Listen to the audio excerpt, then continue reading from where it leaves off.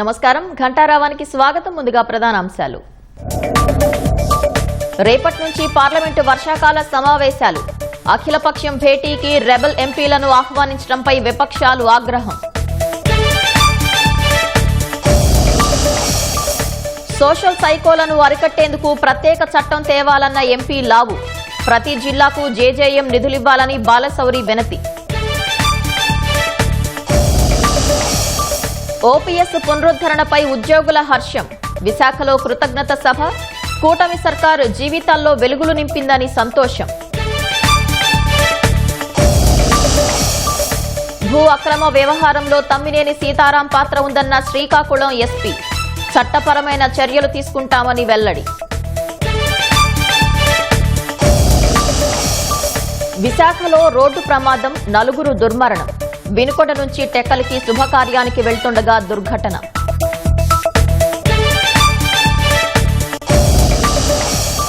జమ్మూ కశ్మీర్లో భారీ వర్షాలు, ఆకస్మిక వరదలు. 17 మంది మృతి, వందలాది ఇళ్లు ధ్వంసం.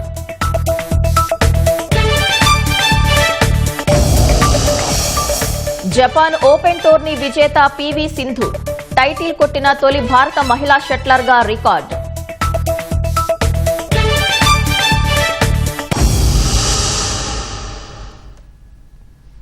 పార్లమెంటు వర్షాకాల సమావేశాలు రేపటి నుంచి ప్రారంభం కానున్న నేపథ్యంలో కేంద్ర ప్రభుత్వం ఏర్పాటు చేసిన అఖిలపక్ష సమావేశం తీవ్ర ఉత్కంఠ రేపింది. టీఎంసీ రెబెల్ ఎంపీలను ఈ సమావేశానికి ఆహ్వానించడాన్ని నిరసిస్తూ ప్రతిపక్షాలు వాకౌట్ చేశాయి. లోక్సభ స్పీకర్ నుంచి అధికారిక గుర్తింపు పొందని ఎన్సీపీఐలో చేరిన 20 మంది టీఎంసీ రెబెల్ ఎంపీలను అఖిలపక్ష భేటీకి ఎలా పిలుస్తారని TMC MP Mahua Moitra, CPM నేత జాన్ బ్రిటాస్ గట్టిగా ప్రశ్నించారు. అయితే తమ నిరసనను వ్యక్తం చేసిన కాసేపటికే విపక్ష ఎంపీలు మళ్లీ సమావేశానికి తిరిగొచ్చారు. అన్ని పార్టీల ఫ్లోర్ లీడర్లతో రక్షణ మంత్రి రాజ్నాథ్ సింగ్ సమావేశాన్ని నిర్వహించారు. సమావేశాలు సజావుగా జరిగేందుకు అన్ని రాజకీయ పార్టీలు సహకరించాలని కోరారు. పార్లమెంటు ఎంత బాగా పనిచేస్తే దేశానికి అంత ఎక్కువ ప్రయోజనం చేకూరుతుందని పార్లమెంటు వ్యవహారాల మంత్రి కిరణ్ రిజిజు అన్నారు. ఉభయ సభల్లో ప్రతిపక్షాల అభిప్రాయాలను వింటామని రిజిజు స్పష్టం చేశారు. అదే సమయంలో వారు కూడా తమ వైపు వాదనలు వింటారని ఆశిస్తున్నామని కిరణ్ రిజిజు ఆశాభావం వ్యక్తం చేశారు. ఆగస్టు 13 వరకు జరగనున్న ఈ వర్షాకాల సమావేశాలు విపక్షాల దూకుడుతో వాడి వేడిగా సాగే అవకాశాలు కనిపిస్తున్నాయి. అఖిలపక్ష సమావేశానికి అధికారిక గుర్తింపు పొందని ఎన్సీపీఐలో చేరిన 20 మంది టీఎంసీ రెబెల్ ఎంపీలను ఆహ్వానించడాన్ని కేంద్రం సమర్థించుకుంది. రెబెల్ ఎంపీలు తమకు ప్రత్యేక గుర్తింపు, సభలో ప్రత్యేక సీట్లు కేటాయించాలని లోక్సభ స్పీకర్కు విజ్ఞప్తి చేసినందున వారిని విస్మరించలేమని స్పష్టం చేసింది. అఖిలపక్ష భేటీకి అందరినీ ఆహ్వానించడం తమ బాధ్యత అని పార్లమెంటరీ వ్యవహారాల శాఖ మంత్రి కిరణ్ రిజిజు తెలిపారు.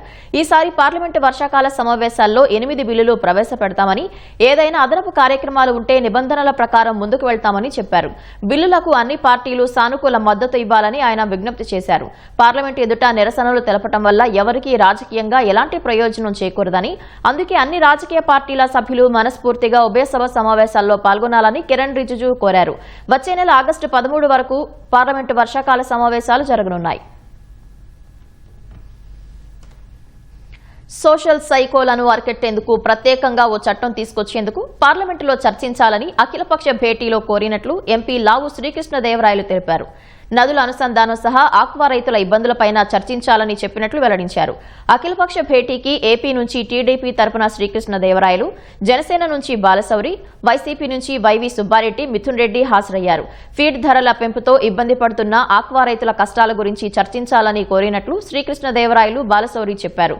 హార్టికల్చర్పై దేశవ్యాప్తంగా ప్రణాళికతో ముందుకెళ్లాలని సూచించినట్లు వివరించారు. మినిస్టర్ గారు నారా చంద్రబాబు నాయుడు గారు నదులు అనుసంధానం చేయాలి అని చెప్పి ముందు నుంచి కూడా మాట్లాడుతూ ఉన్నారు. దాన్ని మేము ప్రస్తావించడం జరిగింది. గోదావరి పెన్నా లింకేజ్ ఒక ఆంధ్రప్రదేశ్ ఈ 2 రివర్సే కాదు, మిగతా అన్ని రివర్స్ కూడా ఉన్నాయి, నదులు కూడా ఉన్నాయి. వాటిని ఎలా అనుసంధానించాలనే దానిపైన చర్చ జరగాలని చెప్పి మేము ప్రస్తావించడం జరిగింది. ఆక్వా రైతులకు సంబంధించి ఫీడ్ కాస్ట్ అనేది విపరీతంగా పెరిగింది. దానివల్ల ఆక్వా రైతులకి డబ్బులు సరిగ్గా సాగు చేసిన వారికి సరిగ్గా మిగలట్లేదని చెప్పి దానికి ఎలా మనం తగ్గించేదానికి, ఫీడ్ కాస్ట్ తగ్గించేదానికి, దానికి రా మెటీరియల్ బయట నుంచి వస్తా ఉంది కాబట్టి దాన్ని ఉన్న వెసులుబాటు కల్పిద్దామా, దానిపైన ఒక చర్చ జరగాలని కోరడం జరిగింది. జరిగింది. టొబాకో ఫార్మర్స్ కూడా విపరీతంగా రేటు టొబాకో ఫార్మర్స్ పడిపోవడం జరిగింది. కాబట్టి వాళ్ళు కొద్దిగా ఇబ్బంది పడతా ఉన్నారు. దానిపైన కూడా మనము మాట్లాడాలని ప్రయత్నిస్తా ఉన్నాం.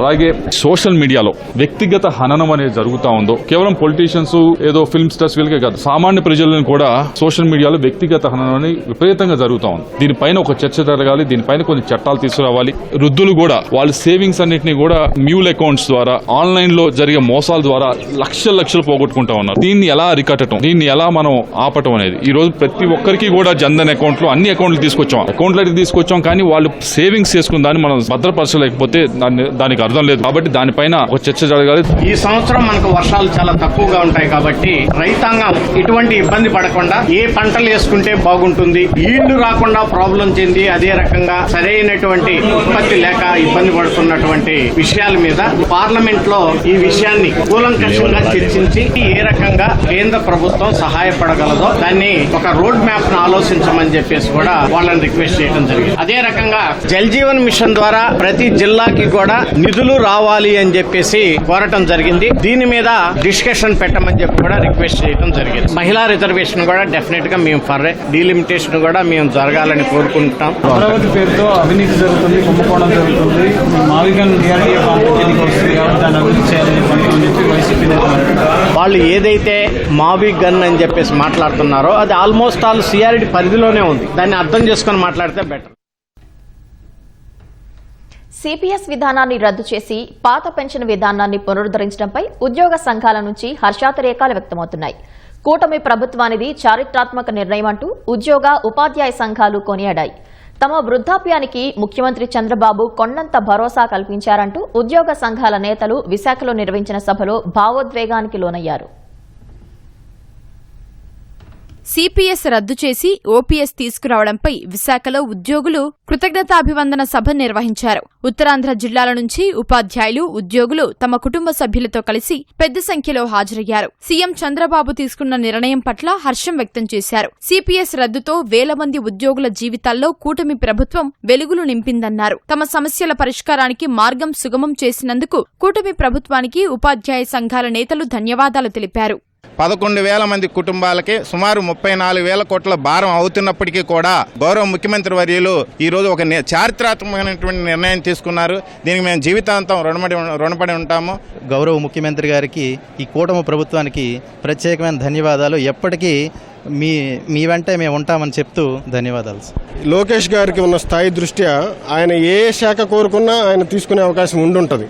ఆయన విద్యాశాఖ మార్చులుగా ఆయన చేస్తున్నటువంటి కృషి టీచర్స్గా మాకు సమాజంలో ఎంతో గౌరవాన్ని పెంచింది. ఇది మాటల ప్రభుత్వం కాదు, చేతల ప్రభుత్వం అని రుజువు చేశారు. కట్టె కాలిన తర్వాత వచ్చినటువంటి బూడిదలో కూడా నారా చంద్రబాబు నాయుడు గారు కూటమి ప్రభుత్వం యొక్క ప్రతిధ్వని ఖచ్చితంగా ఈ 11,000 కుటుంబాల్లో కూడా వినిపిస్తుంది. ప్రభుత్వ పాలన సజావుగా సాగాలంటే ఉద్యోగుల సహకారం ఎంతో కీలకమని టీడీపీ రాష్ట్ర అధ్యక్షుడు పల్లా శ్రీనివాసరావు అన్నారు. ఉద్యోగ లోకానికి ఇచ్చిన ప్రతి మాటను నిలబెట్టుకుంటూ వారి నమ్మకాన్ని కాపాడుకుంటామని హామీ ఇచ్చారు. వైసీపీ హయాంలో ఉపాధ్యాయులు మద్యం దుకాణాల వద్ద కాపలాగా నిలబడాల్సిన పరిస్థితి వచ్చిందని బీజేపీ ఎమ్మెల్యే విష్ణుకుమార్ రాజు గుర్తు చేశారు.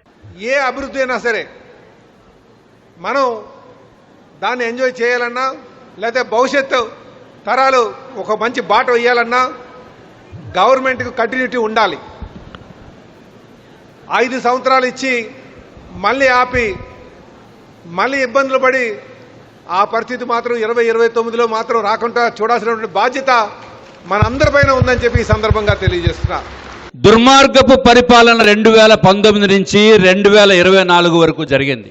ఈరోజు కూటమి ప్రభుత్వం 2 సంవత్సరాల లోపు సుమారు 11,000 మందికి అది ఉపయోగకరమైన ఓపీఎస్ మీ తరపున కూడా గౌరవ ముఖ్యమంత్రి గారికి నేను ధన్యవాదములు తెలియజేసుకుంటున్నాం. సిపిఎస్ పరిధిలోని ఉద్యోగులకు గ్రాడ్యుటీ సౌకర్యాన్ని కల్పించిన ఘనత చంద్రబాబుకే దక్కుతుందని ఎమ్మెల్సీ వేపాడ చిరంజీవి స్పష్టం చేశారు. అర్హత ఉన్నప్పటికీ ఓపీఎస్ కి పునరుద్ధరించలేని వ్యక్తి సిపిఎస్ ని రద్దు చేస్తాడని చెప్పి ప్రగల్భాల పలికి కొన్ని లక్షల మంది ఉద్యోగుల్ని మోసగించాడు. 2003 ఇచ్చింది ఒక ముఖ్యమంత్రి, 2017-18లో ఫ్యామిలీ పెన్షన్ గ్రాట్యుటీ ఇచ్చింది ఒక ముఖ్యమంత్రి, మరలా 2026లో సిపిఎస్ నుంచి ఓపీఎస్ పునరుద్ధరించింది ఒక ముఖ్యమంత్రి. ఆ ఒక్క ముఖ్యమంత్రి ఎవరో కాదు, ఒకే ఒక్క ముఖ్యమంత్రి నారా చంద్రబాబు నాయుడు గారు. ఫేక్ పత్రాలు సృష్టించి కోట్ల రూపాయల విలువైన భూమిని విక్రయించిన కేసులో మాజీ సభాపతి తమ్మినేని సీతారాంతో పాటు ఆయన కుటుంబ సభ్యులు ఉన్నారని శ్రీకాకుళం ఎస్పీ మహేశ్వరరెడ్డి తెలిపారు. కేసు వివరాలను ఆయన వెల్లడించారు. బలగ పరిధిలోని భూమికి సంబంధించి 1988 నుంచి 1992 మధ్య కొన్ని లావాదేవీలను జరిగినట్లు గుర్తించామన్నారు. భూ యజమాని అందవరపు గోవిందరాజులు బతికే ఉండగా చనిపోయారని నకిలీ పత్రాలు సృష్టించారని ఎస్పీ చెప్పారు. ధ్రువపత్రాలను సరైన విధంగా తనిఖీ చేయకుండానే సబ్ రిజిస్ట్రార్ అరుణ సదరు భూమిని 2023లో 2 సార్లు తమ్మినేని సీతారాం కుమారుడు పేరుపై రిజిస్టర్ చేసినట్లు స్పష్టమైందన్నారు. ఈ వ్యవహారంలో మాజీ స్పీకర్ తమ్మినేని సీతారాంతో పాటు భార్య వాణి ప్రమేయం ఉందని ఎస్పీ చెప్పారు. కేసులో 8 మందిని అరెస్టు చేశామని, మరో 5గురిపై న్యాయపరమైన చర్యలు తీసుకుంటామన్నారు. గోవిందరాజులు ఎవరైతే ఉన్నారో అతను బ్రతికే ఉన్నాడు. బట్ వీళ్ళు ఏం చేశారంటే అతను చనిపోయినట్లు ఒక ఫేక్ డెత్ సర్టిఫికేట్ ఒకటి తీసుకున్నారు. అందవరపు గోవిందరాజులకి ఒకరే డాటర్ ఉన్నారు. ఆవిడ పేరు అందవరపు రజని అని చెప్పి ఒక ఫ్యామిలీ హైర్ సర్టిఫికేట్ కూడా తీసుకున్నారు. అందవరపు గోవిందరాజుల పర్సన్ ఎవరైతే ఉన్నారో అతను బ్రతికే ఉన్నారు. అతనికి 3 పిల్లలు, 2 అబ్బాయిలు, 1 అమ్మాయి ఉన్నారు. యాక్చువల్ గా వాళ్ళ ఇంటి పేరు అడపాల రజని. ఈ ఏ రజని అన్న వ్యక్తే అందవరపు రజని అని చెప్పేసి ఆధార్ కార్డుని పెట్టేసి రిజిస్ట్రేషన్ చేయడం జరిగింది. తెలుగు సతీష్ కుమార్ అన్న పర్సన్ ఎవరైతే ఉన్నారో ఈ person is the main. Fake documents create చేయడం కావచ్చు, రిజిస్ట్రేషన్ చేయించడం కావచ్చు, ఇదంతా ఈ పర్సన్ చేయడం జరుగుతుంది. ఇతనికి సపోర్ట్ గా త్రినాథ్ అన్న వ్యక్తి ఉన్నారో ఇతను ఈ కూన పెద్దిరాజు తోటి కలిసి ఈ ఫేక్ డాక్యుమెంట్స్ అన్ని క్రియేట్ చేయడం, ఈ అగ్రిమెంట్ క్రియేట్ చేయడం ఇవన్నీ జరిగాయి. ఈ ఎక్స్ స్పీకర్ గా ఎవరైతే వర్క్ చేశారో తమ్మినేని సీతారాం గారు అబ్బాయి తమ్మినేని వెంకట శ్రీరామ చిరంజీవి నాగ అలియాస్ నాని, ఈ వ్యక్తి నేమ్ తోటి రిజిస్ట్రేషన్ చేసుకోవడం జరిగింది. ఆ నాని కావచ్చు, తమ్మినేని సీతారాం గారు కావచ్చు, వాళ్ళ స్పౌజ్ తమ్మినేని వాణి గారు ఎవరైతే ఉన్నారో వీళ్ళు 3 కలిసి వాళ్ళ కాలేజీలో ప్రైవేట్ డిగ్రీ కాలేజ్ ఏదైతే అమదాల వలసలో రన్ చేస్తున్నారో అందులో ఉన్న 4 లెక్చరర్స్ ఫ్యాకల్టీ మెంబర్స్ ఎవరైతే ఉన్నారో వాళ్ళని సాక్షి సంతకాలు పెట్టించారు ఈ 2 డాక్యుమెంట్స్ లో. సబ్ రిజిస్టర్ ఎవరైతే అరుణ గారు ఉన్నారో ప్రజెంట్ హీరమండలంలో పనిచేస్తున్నారు. సబ్ రిజిస్టర్ గారిని కూడా ఇందులో అక్యూజ్డ్ చేయడం జరిగింది. ఆవిడని కూడా అరెస్ట్ చేయడం జరుగుతుంది. ఆ పర్చేజ్ చేసిన వాళ్ళు ఎవరైతే ఉన్నారో తమ్మినేని చిరంజీవి నాగ అలియాస్ నాని, దీనికి మొత్తానికి కన్స్పిరసీ కింద ఎవరైతే తీసుకొని వచ్చారో తమ్మినేని సీతారాం గారు, తమ్మినేని వాణి గారు, వీళ్ళు కూడా ఈ కేసులో అక్యూజ్డ్. వీళ్ళపైన కూడా మనకి చట్టపరంగా చర్యలు తీసుకోవడం అనేది జరుగుతుంది. పల్నాడు జిల్లా మాచర్ల మండలం ఎత్తిపోతల వద్ద రైతులు ఆందోళన చేశారు. మాజీ ఎమ్మెల్యే పిన్నెల్లి రామకృష్ణారెడ్డి అనుచరుడు తమ భూముల్ని కబ్జా చేశాడని ఎత్తిపోతల గ్రామానికి చెందిన గిరిజన రైతులు ఆరోపించారు.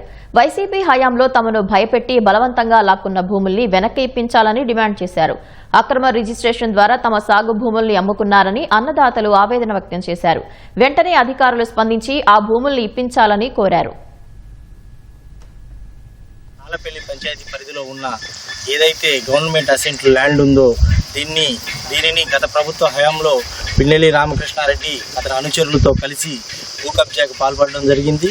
దయచేసి ఇక్కడ ఉన్న గవర్నమెంట్ ల్యాండ్ ఏదైతే ఉందో దానిని ఎట్టి పరిస్థితుల్లో వాళ్ళ పేరు మీద రిజిస్ట్రేషన్ జరిగిన ల్యాండ్ని ఎమర్జెన్సీగా క్యాన్సిల్ చేసి మేము గత 40-45 సంవత్సరాల నుండి 7వ మైలు గ్రామంలో ఎత్తుపోతల కాలనీలో ఉంటున్న మా ఎస్టీ చెంచు లంబాడా తెగకు సంబంధించిన వారికి రిజిస్ట్రేషన్ చేయాల్సిందిగా ప్రభుత్వానికి మనవి చేస్తున్నాము. విశాఖలో జరిగిన రోడ్డు ప్రమాదం 4 ప్రాణాలను బలి తీసుకుంది. శుభకార్యానికి వెళ్తుండగా ఈ ఘటన జరిగింది. దీంతో బాధితుల కుటుంబాల్లో విషాద ఛాయలు అలుముకున్నాయి. మృతుల కుటుంబాలకు మంత్రులు ప్రగాఢ సానుభూతి తెలిపారు. విశాఖ జిల్లా ఆనందపురం మండలంలోని 16వ నంబరు జాతీయ రహదారిపై గండిగుండం వద్ద ప్రమాదం జరిగింది. తెల్లవారుజామున జరిగిన ఈ ఘటనలో 4 అక్కడికక్కడే మృతి చెందారు. మరొకరు తీవ్ర గాయాలతో బయటపడ్డారు. పల్నాడు జిల్లా వినుకొండ నుంచి శ్రీకాకుళం జిల్లా టెక్కలిలో శుభకార్యానికి వెళ్తుండగా ఈ ప్రమాదం జరిగింది. ముందు వెళ్తున్న లారీని తప్పించే క్రమంలో కారు వెనక నుంచి ఢీకొట్టింది. ప్రమాద సమయంలో కారులో 5 ఉన్నారు.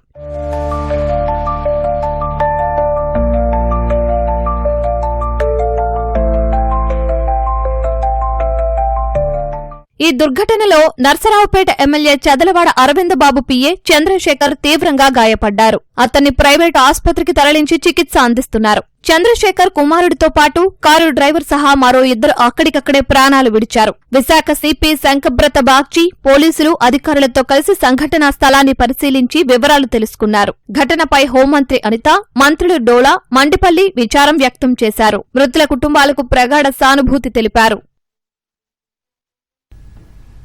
కోనసీమ జిల్లాలో విషాదం చోటు చేసుకుంది. అల్లవరం మండలం ఓడలరేవు సముద్ర తీరంలో స్నానానికి దిగి 3 యువకులు మృతి చెందారు. సెలవు రోజు కావడంతో సరదాగా గడిపేందుకు 9 మంది యువకులు ఓడలరేవు బీచ్కు వెళ్లారు. 9 మంది యువకులు బీచ్లో స్నానానికి దిగారు. వారిలో 3 మాత్రం అలల ఉధృతికి సముద్రం లోపలికి కొట్టుకుపోయి మృతి చెందారు. మిగతా యువకులు సురక్షితంగా బయటపడ్డారు. పోలీసులు సముద్రంలో గాలింపు చర్యలు చేపట్టి మృతదేహాలను వెలికి తీయించారు. మృతులు అంబాజీపేట మండలం మాచవరానికి చెందిన మంచాల శ్రీరామ్, సాయి, కాట్రేనుకోన మండలం చెయ్యేరుకు చెందిన సుధా అరవింద్గా గుర్తించారు. కొత్తపేట మండలం బిల్లకూరులో సుధా అరవింద్ పోస్ట్ మాస్టర్గా పనిచేస్తున్నారు. మృతదేహాలను శవ పరీక్ష నిమిత్తం పోలీసులు ప్రభుత్వ ఆసుపత్రికి తరలించారు. యువకుల మృతితో ఆయా గ్రామాల్లో విషాద ఛాయలు అలుముకున్నాయి.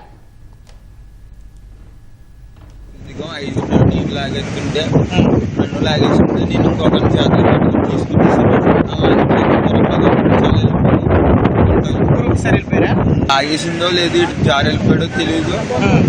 అక్కడ నుంచి కనిపించుకుని పోయి మళ్ళీ వెళ్ళిపోతే అక్కడ కర్రల దగ్గర కనిపించాను బాడీ. చేతితో ఇంకా ఉన్నాను అనేది చెప్పలేదు. తర్వాత కనిపిస్తుంది.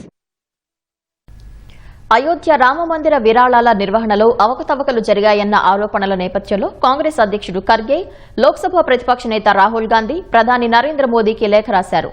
రామజన్మభూమి తీర్థక్షేత్ర ట్రస్ట్ ఆర్థిక వ్యవహారాలపై ఉన్నత స్థాయి విచారణ జరిపించాలని లేఖలో డిమాండ్ చేశారు. ట్రస్ట్ ఆర్థిక వ్యవహారాలపై తక్షణమే స్వతంత్ర, సమగ్ర విచారణకు ఆదేశించాలని కోరారు. నగదు, బంగారం, వెండితో సహా భక్తులు సమర్పించిన అన్ని కానుకల నిర్వహణపై విచారణ జరగాలని లేఖలో స్పష్టం చేశారు. భక్తి శ్రద్దలతో సమర్పించిన కానుకలను ఎలా ఉపయోగించారో తెలుసుకునే హక్కు ప్రతి భక్తుడికి ఉందని గుర్తు చేశారు.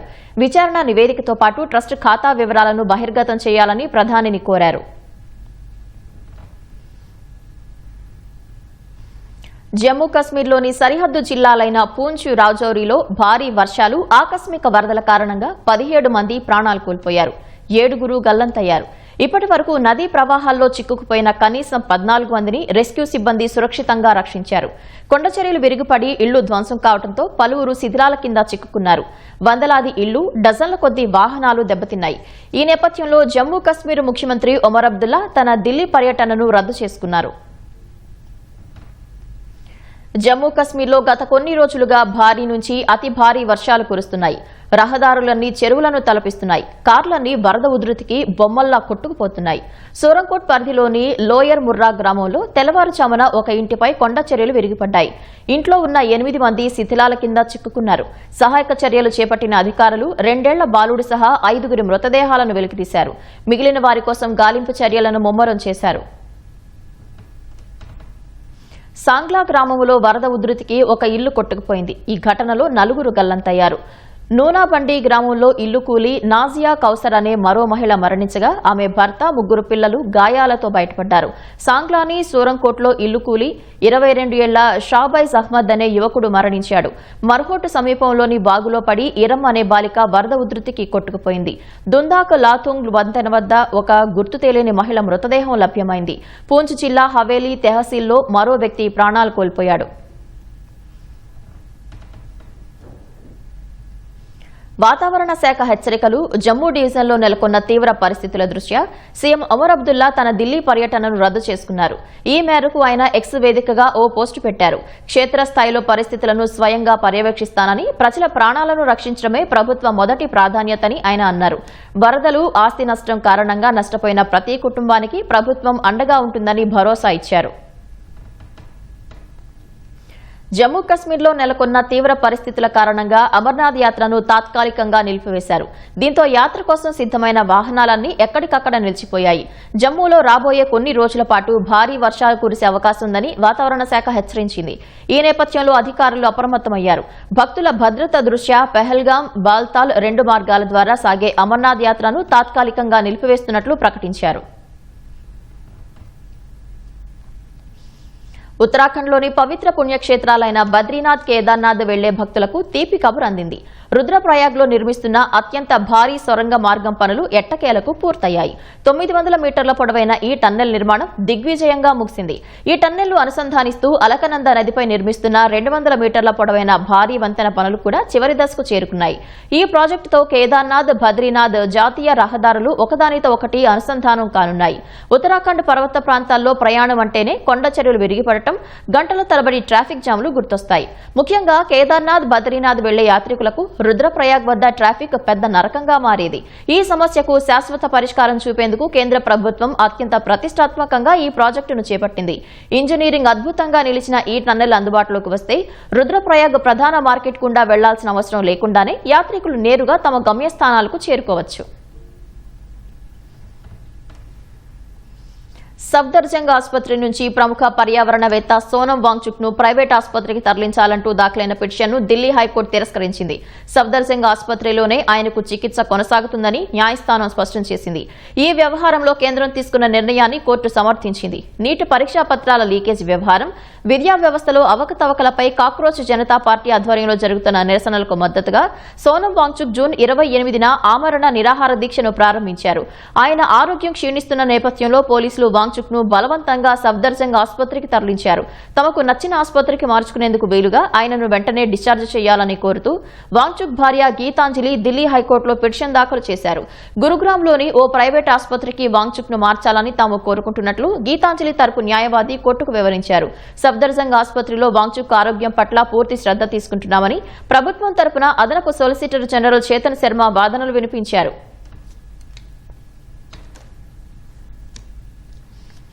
భారత స్టార్ షట్లర్ 2 సార్లు ఒలింపిక్ పతక విజేత పీవీ సింధు మరో అరుదైన ఘనతను తన ఖాతాలో వేసుకుంది.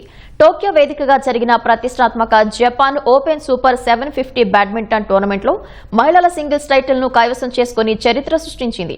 ఈ విజయంతో జపాన్ ఓపెన్ టైటిల్ ను సొంతం చేసుకున్న మొట్టమొదటి భారత మహిళా షట్లర్ గా సింధు అవతరించింది.